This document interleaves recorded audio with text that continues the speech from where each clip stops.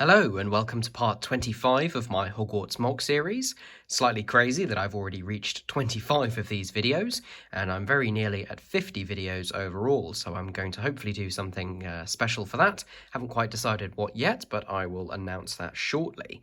Anyway, today we're going to be taking a look at another interior that I filled in. As you may have guessed if you've watched my review of the Charms class Hogwarts Moment set earlier this week, what I am going to be doing today is the Charms classroom in my Hogwarts. Now, for those of you who were a little confused, if you've watched that previous video, I am actually using parts from the Hogwarts Moment set for a couple of different builds, the first of which is this, and the second of which I will be looking at another time. So today we're going to take a look inside this part of Hogwarts just here at my Charms classroom.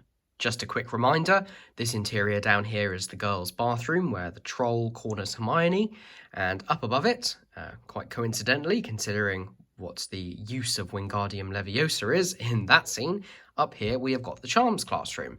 Now at the moment it's a little bit tricky to see inside, so what I'm going to do is I'm going to pop the roof off. I have just left this loose after I built it, so we can get a bit more light in. I'm just going to reposition the camera so you get a better angle overall. And with that, you can see into the room properly. Now, obviously, this is a very small room, and I've tried to fit in as many details as possible. It is ever so slightly larger in that, similarly to the bathroom down below, there is another small part of the room which is on the wall that faces this section of the central tower. So I'll show that in a minute. That just adds a little bit more space with a board and a fireplace. But the main part of the room is just here. So you can see I've tried to replicate the tiered seating that appears in the scene from Harry Potter and the Philosopher's Stone. Pretty sure that's about the only time that the Charms lesson, or any Charms lesson, makes an appearance in the films. They do get fewer and fewer lessons as the films go on. So here is the room that the lesson takes place in. I think this was actually filmed in a real location at Harrow School in England. So I used pictures of that as reference to try and replicate this as best as I could. Now, in the film, there are two tiers of seating on either side, but due to the space, I've just gone with one for each. I've set this up so this is the moment where Hermione is showing Ron that she can in fact do the Wingardium Leviosa charm properly.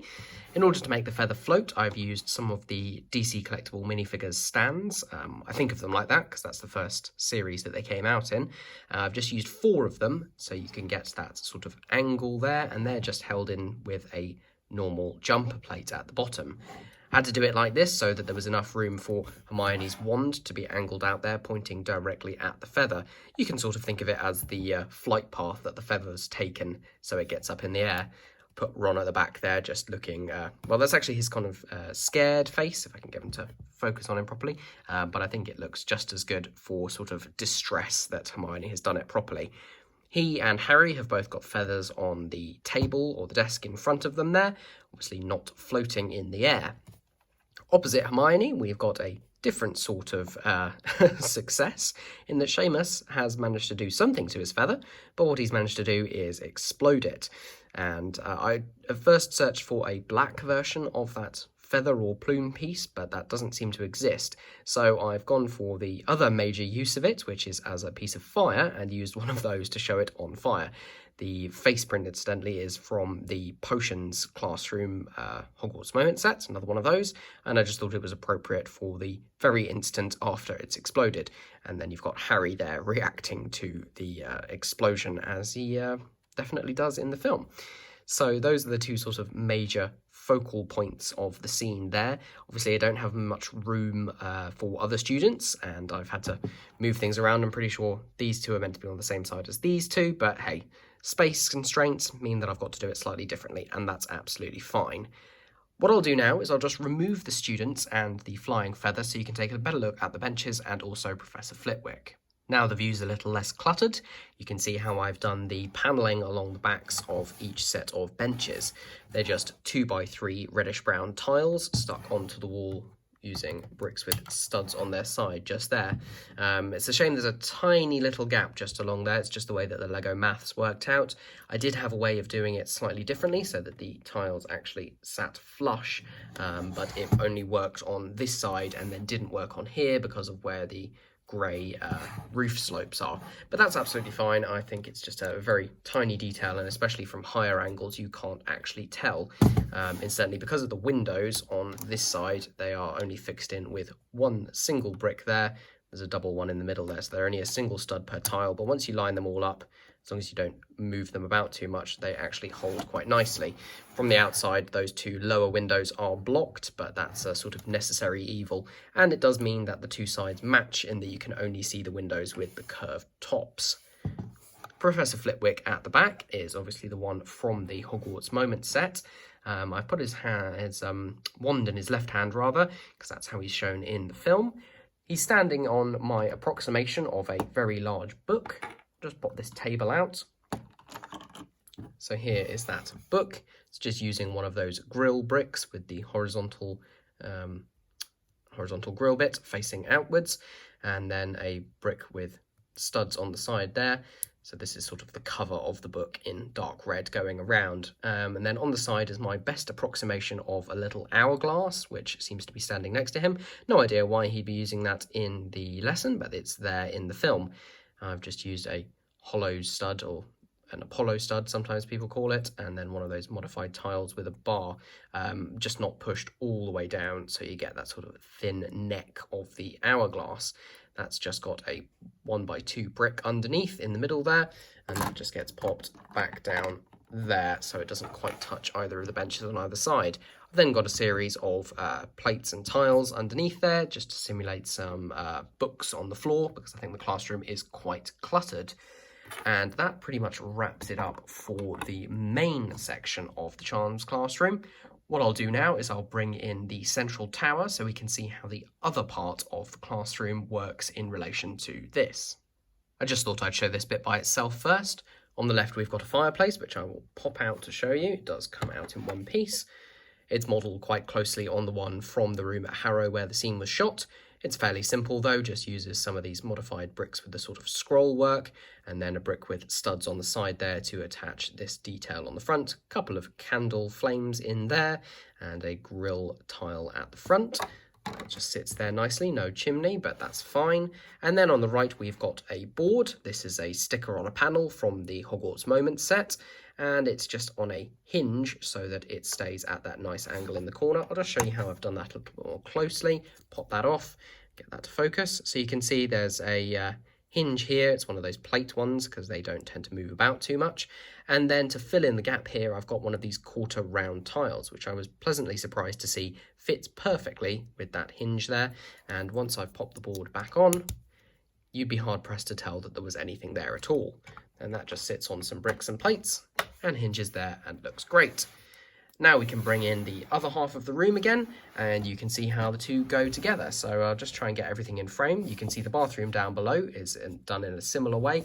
It's just been sliced right down there, which is maybe not ideal, but it's how it's worked out in terms of structure and integrity.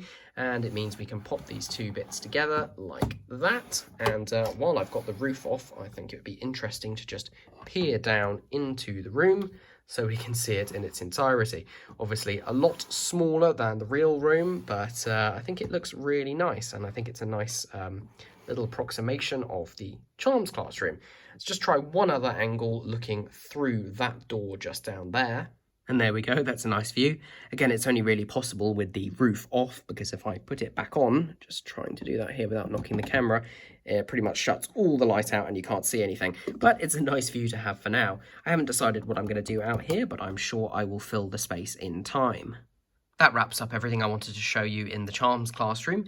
I may make a few changes in future. In particular, I want to see whether I can cut up these stickers and put them on the 2x3 reddish-brown tiles along the backs of the benches, as that's where they're supposed to be. So let me know if you think that's a good idea, and I will experiment with that and show you in a future video. The final thing I wanted to show you, though, is an amendment that I've made in my Great Hall.